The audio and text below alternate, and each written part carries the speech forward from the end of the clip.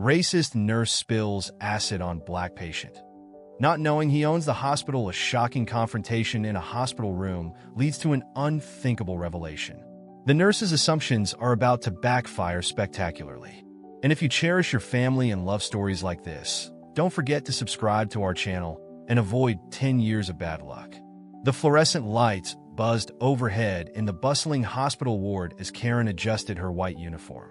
She stood at the nurse's station, organizing patient charts while speaking in hushed tones to Sarah, a fellow nurse who had started working there just months ago. "Did you see the new admissions in Ward B?" Karen asked, glancing around before continuing. "They keep putting them all together. You know what I mean?" She raised her eyebrows meaningfully at Sarah. Sarah shifted uncomfortably, but didn't challenge Karen's implications. The ward was busy with the usual morning activities: doctors making rounds, orderlies pushing food carts, and patients being wheeled to various departments for tests. What Karen didn't notice was Maria, a veteran nurse, standing just around the corner, her face darkening as she listened to the conversation. Karen continued her work, moving between patients with practiced efficiency, but showing subtle differences in her demeanor.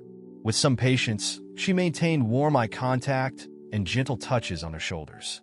With others, particularly patients of color, her interactions were strictly professional, devoid of the same warmth and personal attention. The morning progressed without incident until a call came for immediate assistance in room 342. Karen rushed in with her usual efficiency, carrying supplies for what she thought would be a routine procedure. The patient needed immediate treatment for a chemical burn, and Karen was tasked with administering the proper solution. As she worked, a well-dressed man in a suit entered the room, asking questions about the patient's condition.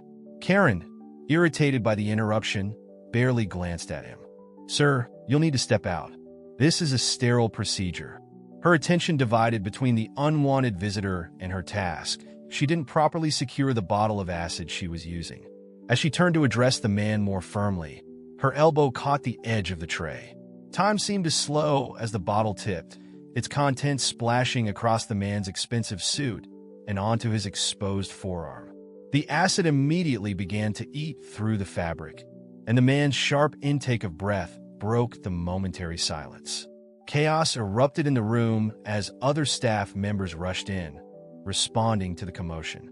The incident sparked immediate reactions throughout the hospital. Whispers spread from department to department, growing more dramatic with each retelling. Some staff members who had overheard Karen's earlier comments began connecting dots, suggesting the accident might not have been entirely accidental. The victim's identity remained unknown to Karen, but others in the hospital recognized him immediately. By afternoon, the atmosphere in the ward had shifted dramatically. Where there had been the usual professional camaraderie, now there were tense silences and pointed looks. Several staff members requested reassignment to different departments, citing discomfort with working alongside Karen. Patients who had overheard the morning's comments began requesting different nurses, creating scheduling difficulties. The tension culminated when a group of staff members gathered in the break room, their voices carrying through the thin walls. "She's always been like this," one voice insisted. "Remember how she treated Mrs. Johnson's family last month?" Another added, "I've heard her make comments before, but nobody ever says anything." Karen found herself increasingly isolated as the day progressed. Even Sarah, who had been a willing listener that morning, found reasons to avoid eye contact and direct interaction. The whiz purse followed Karen through the corridors, growing louder with each passing hour. The incident report sat incomplete on her desk, the gravity of the situation weighing heavily on her consciousness. As her shift drew to a close, Karen gathered her belongings, aware of the stares following her movements. The hospital she had worked in for years suddenly felt hostile. The familiar corridors transformed into gauntlets of judgment and accusation. She hadn't yet grasped the full implications of what had happened, but she could feel the ground shifting beneath her feet, threatening everything she had built in her career. The small town of Millbrook cast long shadows across Karen's childhood memories. In her family's modest home, surrounded by perfectly manicured lawns and white picket fences, young Karen absorbed the unspoken rules of her segregated neighborhood. The year was 1965, and her street marked an invisible boundary. Beyond it lay what her parents called the other side of town. 6-year-old Karen sat on her front porch, watching children play across that invisible line. Her mother's voice cut through the summer air, sharp and clear. "Karen, come inside right now." The screen door slammed behind her as her mother pulled her into the house, explaining in hushed, urgent tones why she couldn't play with those children. The local school district had just begun integration, sparking heated debates at dinner tables throughout Millbrook. Karen's parents spoke in angry whispers about forced mixing and declining standards. Young Karen absorbed these conversations like a sponge, learning the vocabulary of division without understanding its implications. At Sunday family gatherings, the prejudices emerged more openly. Karen's extended family gathered around her mother's dining room table, laden with traditional Southern dishes. Her Uncle Jim, red-faced from too much whiskey, pounded his fist as he railed against the changes in their town. Her mother nodded in agreement, passing the butter beans while sharing stories about those people moving into nearby neighborhoods. During one particularly memorable dinner, Karen's mother stood up to make an announcement. She had organized a neighborhood committee to preserve property values, a thinly veiled attempt to prevent black families from purchasing homes in their area. The pride in her voice as she discussed these efforts left an indelible mark on Karen's developing worldview. The kitchen became a classroom where Karen learned her mother's prejudices alongside cookie recipes. While teaching Karen to bake, her mother would pepper conversations with warnings about mixing with the wrong sort. These lessons, delivered with the same authority as instructions for proper measuring techniques, became fundamental truths in Karen's young mind. Now, decades later, Karen sat in her apartment after her hospital shift, surrounded by old family photos. Her mother's face smiled back at her from countless frames, the same determined expression Karen now saw in her own mirror. She touched one particular photograph, a family portrait from 1967, everyone dressed in their Sunday best, standing proud in front of their segregated church. Karen's thoughts drifted to her mother's recent passing and the conversations they never had. Even in her final years, her mother had maintained her rigid beliefs, refusing to acknowledge how the world had changed. Karen had inherited not just her mother's fine china, but also her deeply ingrained prejudices. Despite her education and years of working in healthcare, Karen struggled to separate her professional knowledge from her personal biases. She recognized the medical facts, that all humans shared the same biological systems, required the same care, but emotional truth proved harder to grasp than scientific fact. Throughout her nursing career, Karen had maintained a careful separation between her private beliefs and professional duties. She prided herself on providing adequate care to all patients, even as she harbored internal judgments. But recent events at the hospital had forced her to confront these long-held beliefs, creating cracks in her carefully constructed worldview. The hospital's executive office stood silent as Elijah sank into his leather chair, pressing a cold compress against his burned arm. Across from him sat Maria, her face a mixture of concern and shock as he revealed his identity as the hospital's owner. "I purchased this hospital 5 years ago," Elijah explained, his voice steady despite the lingering pain. "But I chose to maintain a low profile, observing how things really operate when people don't know who's in charge." He rolled up his sleeve, revealing the bandaged area where the acid had made contact. Maria leaned forward, her eyes wide. "All this time, we thought you were just another board member." She paused, processing the implications. The incident with Karen today was not the first of its kind, Elijah finished. He stood, walking to a wall covered with framed documents. His medical degree from Harvard, various civil rights awards, and newspaper clippings chronicling his journey from medical student to hospital owner. Elijah shared his history of activism with Maria. As a young doctor in the 1960s, he had participated in sit-ins at segregated hospitals. He'd witnessed countless incidents of medical discrimination. Black patients turned away from emergency rooms, relegated to inferior facilities, or treated with blatant disrespect. "I bought this hospital to create change from within," he explained, touching a photograph of himself with Dr. Martin Luther King Jr. "But changing policies is easier than changing hearts and minds." He detailed his quiet efforts to diversify the staff and implement cultural competency training, always working behind the scenes. The incident with Karen had forced his hand. After years of careful observation and subtle influence, he now faced a direct challenge to everything he'd worked to achieve. "This isn't just about one nurse's prejudice," he said. "It's about the system that allows such prejudice to persist in a place of healing." Maria watched as Elijah began drafting notes for an upcoming staff meeting. His methodical approach reflected years of experience handling similar situations. He wasn't interested in mere punishment or public shame. He saw an opportunity for institutional change. "We need to address this head-on," he continued, "but with wisdom. Firing Karen might feel satisfying, but it won't solve the deeper problems. We need to create understanding." He outlined his plans for mandatory sensitivity training, revised hiring practices, and regular cultural competency assessments. The afternoon light faded as Elijah concluded his preparation. His arm throbbed, a physical reminder of the day's events, but his resolve remained unshaken. Years of fighting discrimination had taught him patience and strategy. This incident, though painful, provided an opening to push for the changes he'd long envisioned. The hospital boardroom buzzed with tension as 12 members gathered for an emergency meeting.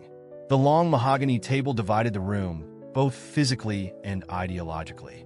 On one side sat the old guard, administrators who had run the hospital for decades. Opposite them were newer members, including several minority representatives added in recent years. Board Chairman Richard Stevens called the meeting to order, his voice tight with strain. "We're here to discuss this morning's incident involving Nurse Karen Mitchell and," he paused, shuffling papers, "a member of our board."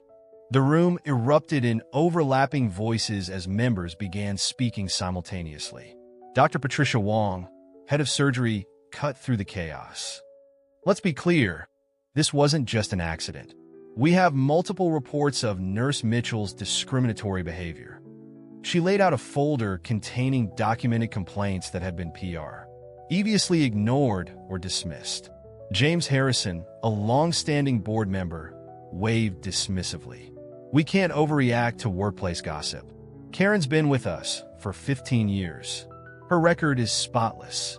Several older board members nodded in agreement, citing Karen's technical competence and dedication.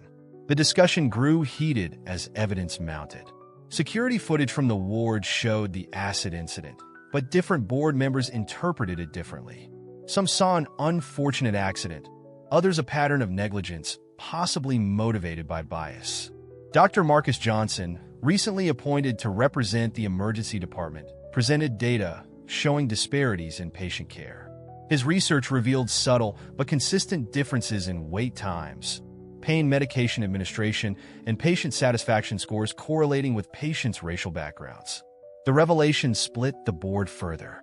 Older members suggested alternative explanations, socioeconomic factors, cultural differences, language barriers. Newer members pushed back, pointing out systemic biases in healthcare delivery. Chairman Stevens struggled to maintain order as the meeting devolved into personal accusations. Some board members had known Karen since she started at the hospital. Others saw her as emblematic of deeper institutional problems. The debate expanded beyond Karen to hospital policies, hiring practices, and diversity training. Each topic revealed deep divisions within the board, reflecting broader societal tensions. The hospital's reputation hung in the balance, along with its future direction. As evening approached, no consensus had been reached. The board remained deadlocked between those advocating for immediate disciplinary action and those urging caution and discretion. The meeting concluded with a temporary compromise. An investigation would be launched, but its scope and consequences remained undefined. Maria found Karen alone in the break room, mechanically stirring coffee that had long gone cold. The tension between them was palpable as Maria pulled up a chair. "We need to talk about what happened," Maria said firmly. "This isn't just about today's incident. It's about every snide comment, every disparaging remark, every patient who felt unwelcome under your care." Karen's face hardened. "You're making something out of nothing. I treat everyone according to protocol." "Protocol isn't enough," Maria countered. "I've watched you for years, Karen. The way you avoid touching certain patients, how you rush through their care, the tone you use when speaking to them. The conversation grew, increasingly strained as Karen dismissed each example Maria presented. Their 15-year friendship began to crack under the weight of unspoken truths finally voiced. Maria shared her own experiences as a Latina nurse, describing incidents of discrimination she'd witnessed and endured. Karen responded with defensive justifications, claiming Maria was being oversensitive. Their relationship deteriorated further when Maria announced her intention to formally report Karen's behavior to the board. "Someone has to take a stand," she declared. Karen's betrayal turned to anger. "After all these years, you're choosing them over me?" "I'm choosing what's right," Maria responded, gathering her things. "And if you can't see that, maybe you never really knew me at all." Maria left the break room, heading straight to document her concerns. The friendship they'd built through countless shifts and shared confidences lay in ruins behind her. The hospital auditorium filled to capacity as Elijah took the podium. Staff members from every department gathered, tension evident in their postures and whispered conversations.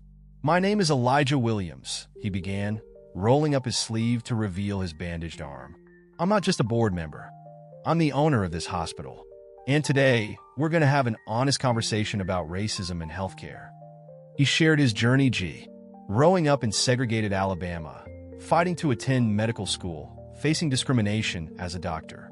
The audience sat in stunned silence as he described establishing free clinics in underserved neighborhoods and his silent acquisition of the hospital. One by one, staff members began sharing their stories. A Black resident described being mistaken for janitorial staff despite wearing his white coat. An Asian nurse recalled patients refusing her care, demanding a real American nurse. A Hispanic doctor detailed the assumptions made about his qualifications. Karen sat in the back row, her face unreadable as she listened. Each story challenged her worldview, though her expression remained resistant. Other staff members noticed her presence, some shooting pointed looks in her direction. The meeting transformed into an impromptu forum for long-suppressed experiences. Tears flowed as decades of accumulated pain found voice. Even some white staff members spoke about witnessing discrimination and their regret at staying silent. A code blue emergency forced Karen and Elijah to work together when a patient went into cardiac arrest. Professional instinct took over as they moved in synchronized efficiency. Elijah called out orders while Karen administered medication, their personal tensions temporarily suspended by the urgency of saving a life. Karen watched Elijah's calm competence as he worked. His hands moved with precision, showing no favoritism as he treated the elderly Black patient. His communication remained clear and respectful with everyone, from janitors to senior doctors. Throughout the crisis, Elijah demonstrated leadership without ego. He consulted nurses for their observations, thanked staff by name, and remained focused on patient care. Karen noticed how other staff members responded to his approach, their trust evident in their quick responses and coordinated efforts. The patient stabilized after 30 intense minutes. Karen observed Elijah's gentle manner as he explained the situation to the patient's family, taking time to address their concerns and answer questions. His genuine care contrasted sharply with her own habitual assumptions about Black professionals.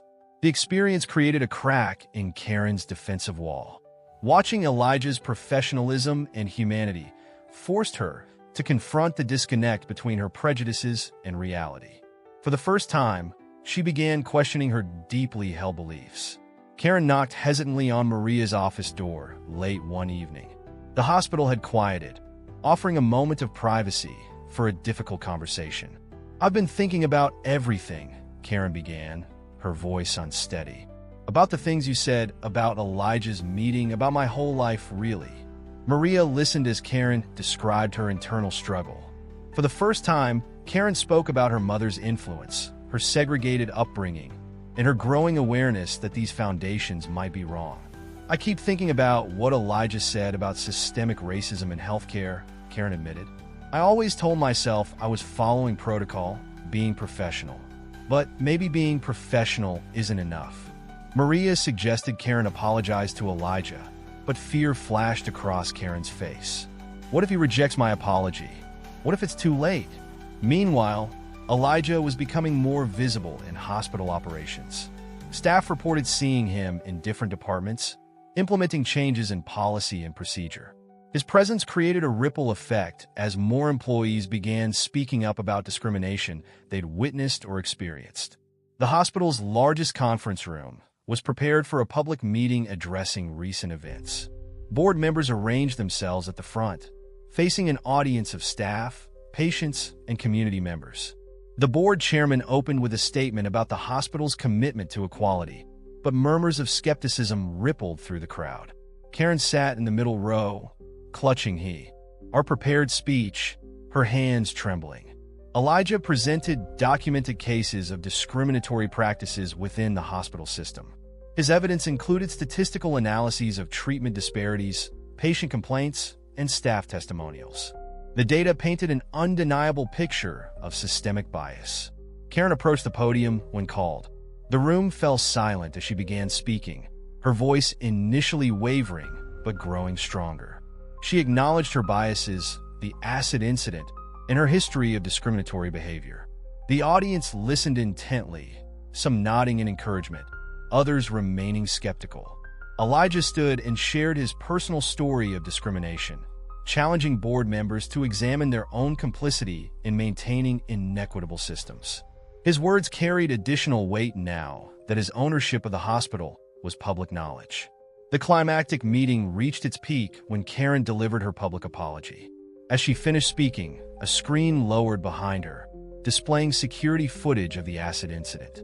The room watched in shocked silence as the event unfolded in stark detail. Board members huddled in intense discussion while murmurs spread through the audience. The footage left no room for ambiguity about the severity of the incident. Several board members who had previously defended Karen now shifted uncomfortably in their seats. The council moved to vote on Karen's employment. Despite her apology and evident remorse, the majority voted for termination. The decision reflected both the severity of her actions and the hospital's new commitment to addressing discrimination. Elijah's appointment as chief administrator was met with widespread approval. His first act was to announce comprehensive reforms: mandatory diversity training, anonymous reporting systems for discrimination, and regular audits of patient care metrics across demographic groups. The meeting concluded with Elijah's vision for the hospital's future, one where every patient received equal care and every staff member felt valued. As people filed out, the atmosphere held both tension and hope. The hospital would never be the same, but perhaps that was exactly what it needed. Some whispered that Karen's punishment was too harsh, while others felt it was overdue justice. Elijah's leadership marked the beginning of systemic change, though everyone understood that transforming deeply rooted prejudices would take more than policy changes.